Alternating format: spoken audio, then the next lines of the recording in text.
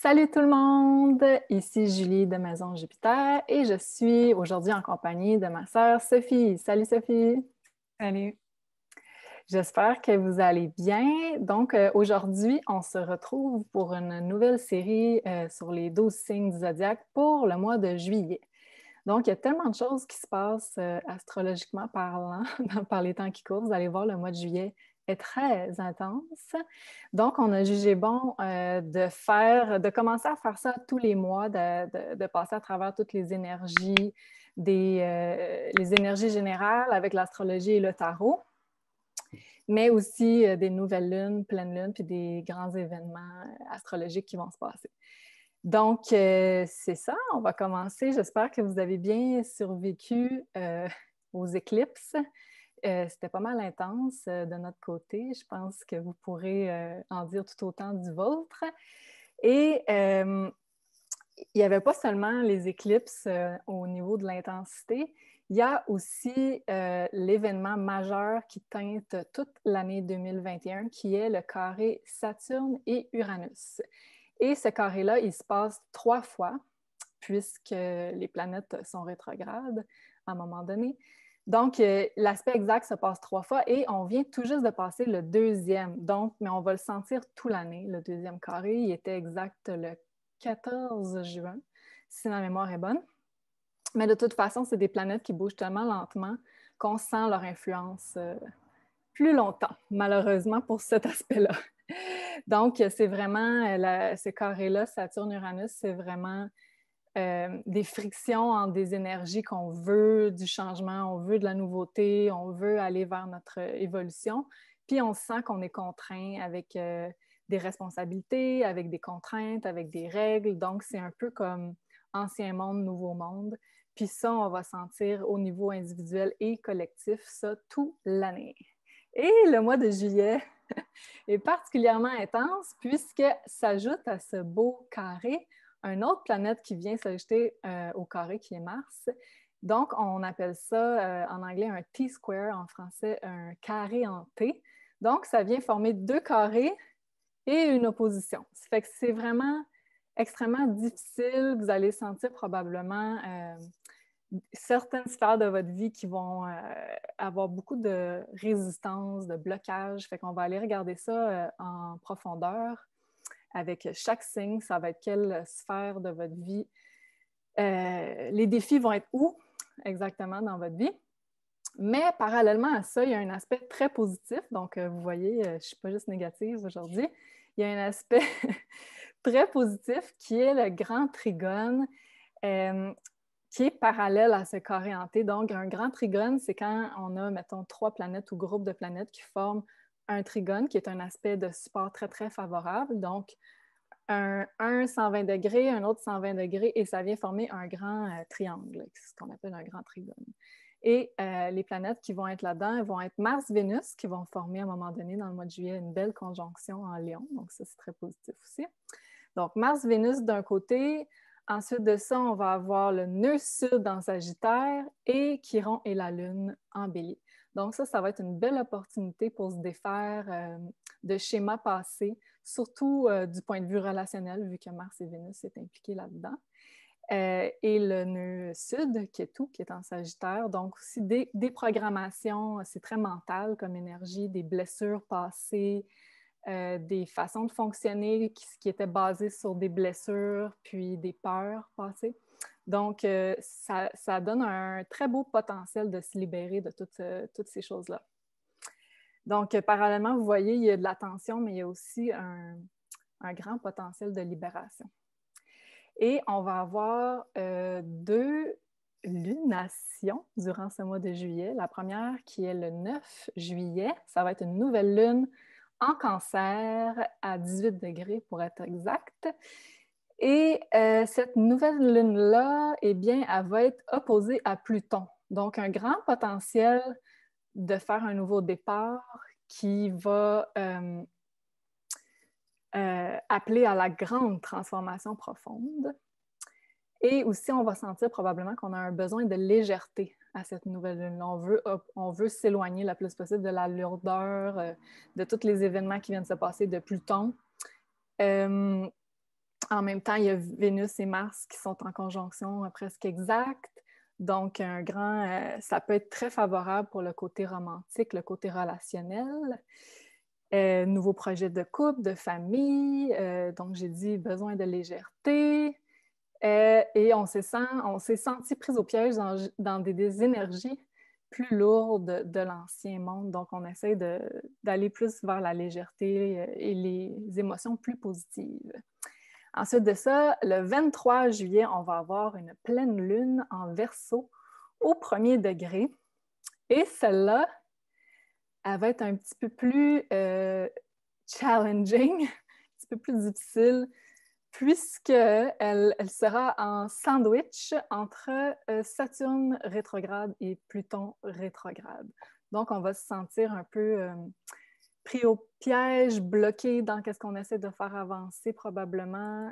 Ça va être un temps collectivement plus difficile, je crois, parce que Verseau, ça parle de la population en général. Puis, on a Saturne et Pluton qui sont des planètes plus collectives. Donc, des énergies un petit peu plus contraignantes. Ah oui, et j'allais dire aussi, on a beaucoup de planètes rétrogrades durant le mois de juillet. On a Jupiter, Saturne, Neptune, Pluton et Chiron. Donc, toutes des planètes plus extérieures. Donc, on pourrait sentir que dans le collectif, ça bouge pas vite. On n'a pas le sentiment que nécessairement ça va au rythme qu'on aimerait que ça aille. Peut-être des petits blocages. C'est sûr que le rythme à l'extérieur va être un peu au ralenti. Puis ça, c'est toujours un appel pour, évidemment, faire un travail plus intérieur, d'intérioriser cette quête-là qu'on a, intérioriser nos besoins, s'occuper de nous-mêmes. Donc, voilà. N'oubliez pas de regarder d'abord votre signe de votre ascendant. C'est celui qui sera le plus juste, surtout au niveau astrologique, parce que ça nous donne vraiment le bon placement des maisons, comme celui de votre carte du ciel. Donc, ascendant en premier. Ensuite, vous pouvez regarder le signe de votre soleil. Et en troisième lieu, vous pouvez regarder votre lune aussi. Chers amis Capricorne, allons voir sans plus tarder les énergies du mois de juillet se situent où pour vous, plus personnellement, dans votre carte du ciel? Alors, vous aurez cette belle conjonction Mars-Vénus dans votre maison 8. Donc, ça, c'est une maison qui peut nous parler d'une intimité vraiment plus. Donc, tout ce qui est sexualité, tout ce qui est intimité, ça va vraiment être très favorable pour vous. Vous allez sentir vraiment une genre de symbiose avec votre potentiel, avec un partenaire, avec un amoureux. Donc, ça peut être vraiment beau au point de vue mettons qu'on parle des énergies les plus hautes de cette manifestation, ça peut vraiment être comme une genre de fusion, un sentiment vraiment agréable. Sinon, ça peut nous parler aussi dans une plus basse vibration de jalousie en couple avec la maison 8. Donc, on vous souhaite que ce soit la plus haute vibration qui se manifeste pour vous. Donc, le côté plus romance, sexualité, intimité qui va être positif.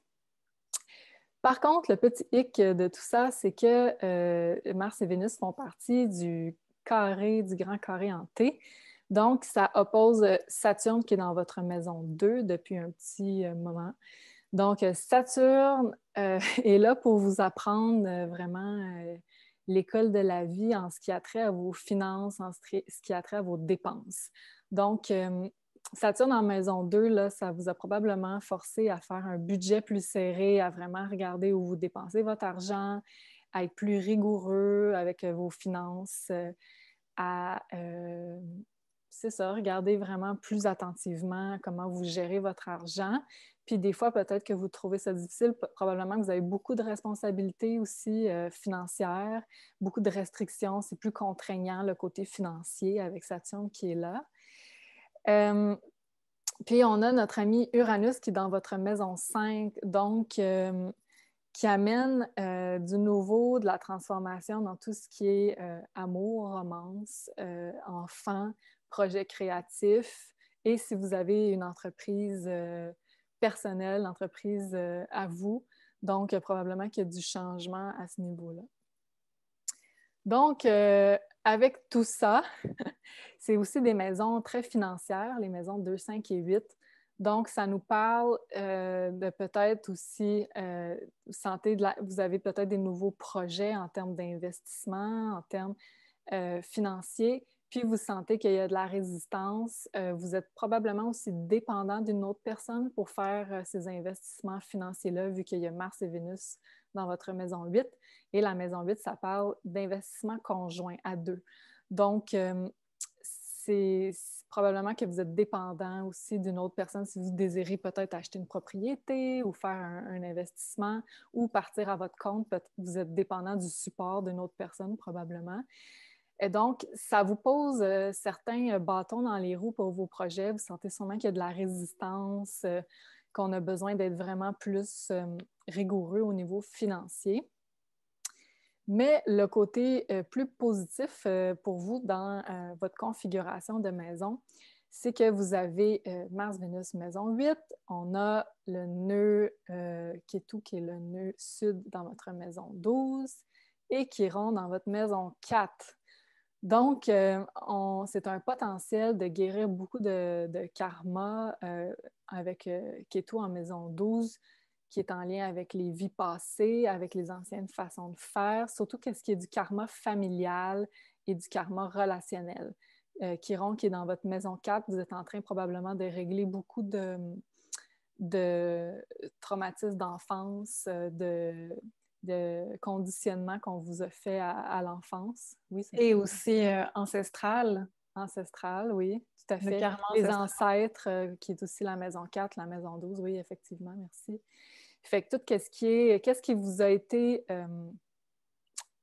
inculqué, qu'est-ce qui vous a été donné dès le plus jeune âge qui vous permet ou pas d'entrer dans une réelle intimité avec un partenaire qui est la maison 8. Donc, d'essayer de transcender ces blessures-là dans l'enfance, des traumas d'enfance, de guérir votre enfant intérieur ou de vos vies passées, ça va vous permettre d'avoir beaucoup plus, d'être capable d'entrer vraiment dans une belle intimité avec un partenaire, puis de pouvoir travailler sur vous-même de façon profonde. Fait que ça, c'est un potentiel vraiment très intéressant de guérison. Donc ça, c'est le gros positif du mois de juillet.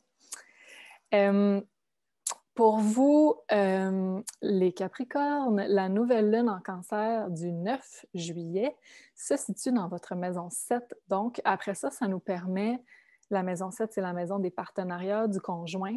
Ça nous permet de commencer un nouveau projet, soit une nouvelle relation, soit une nouvelle étape d'une relation, soit d'avoir un nouveau partenaire professionnel. Ça nous permet aussi, sinon, de faire un nouveau projet avec le conjoint, d'ouvrir un nouveau cycle, d'amener de la nouveauté avec un partenaire. Et la pleine lune en Verseau, qui est le 23 juillet, tombe dans votre maison 2 et votre maison 8. Donc là, on revient à cette thématique-là, plus financière, plus énergétique. Donc, maison 2, on va venir compléter un cycle en lien avec les finances, en lien avec à quoi vous accordez de la valeur, où vous voulez investir votre énergie et le soleil sera dans votre maison 8. Donc, vous serez en grande transformation. Puis, on va vous demander de vraiment regarder à quoi vous accordez de la valeur au niveau financier et au niveau dans votre vie en général. Donc, allons voir avec le tarot, qu'est-ce que ça nous dit pour les Capricornes. Oui, je vais prendre l'énergie globale, donc avec une carte oracle, énergie pour le mois. Et c'est la carte du regret. Donc, ça parle beaucoup d'aller fouiller dans le passé, d'aller enlever les karmas, d'aller défaire tout ce qui avait été en place depuis trop longtemps puis qui nous tient encore à la peau. Donc, ça, c'est la première carte. Je vais prendre 3 cartes de tarot. On a le 4 de coupe.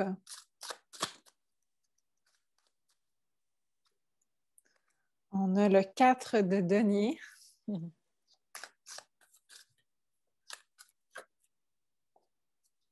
Et une dernière carte.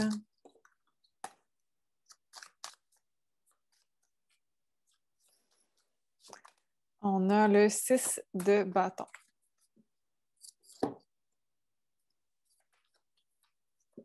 OK.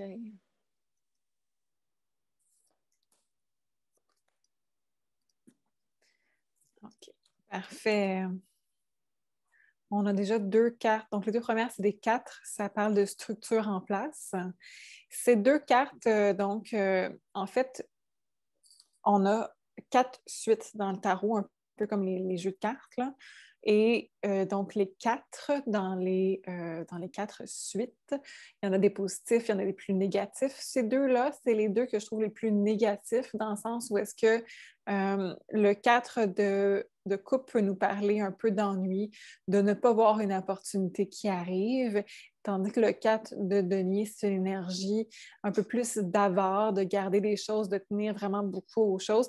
Donc, on les aime en position en premier parce que c'est ça qui sort de votre vie. Puis surtout avec la carte regret, on peut voir qu'on va défaire ce mois-ci, ou en tout cas, on a un gros potentiel de se sortir d'énergie auquel vous vous agrippiez, hein, comme j'avais dit avec la carte du regret qui nous colle à la peau. Là. C'est comme si on s'attachait à des choses pratiquement par confort, mais qui ne nous apportent pas de positif depuis un moment. Donc, ce mois-ci, c'est le parfait moment justement de se défaire de tout ce qui nous tient encore dans une énergie moins positive, qui ne nous apporte plus grand-chose de positif, mais qui est encore là, puis qu'on s'y agrippe pour des mauvaises raisons. On a la carte ensuite du 6 de bâton, qui est la carte du succès. Donc, c'est sûr que si vous y mettez du vôtre, avec la carte du 6 de bâton en carte sortante, donc la dernière carte, qui est plus la potion future, ça va être un succès.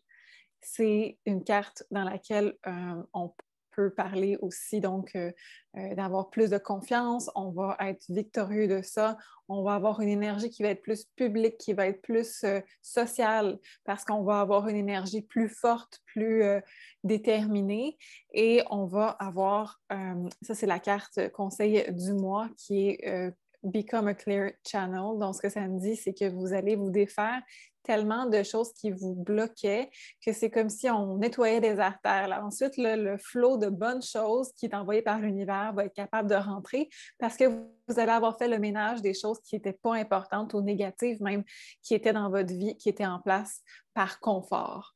Donc, on enlève tout ça, puis on fait de la place pour devenir un channel, un channel. Les 2 langues en même temps. C'est ça, un canal clair pour avoir 100% les bonnes choses de l'univers. Super. Puis, tu sais, les 2 premières cartes, ça nous parle beaucoup d'être en résistance, là, de ne pas vouloir lâcher, comme tu disais.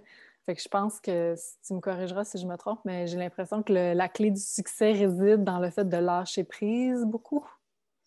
Oui, de lâcher prise beaucoup, puis de ne pas avoir peur, de justement se poser les questions pourquoi est-ce qu'on y tient. Mm-hmm. Mais en tout cas, qu'est-ce qu'on est certain, c'est que en bout de ligne, la résilience, ça va payer, n'est-ce pas?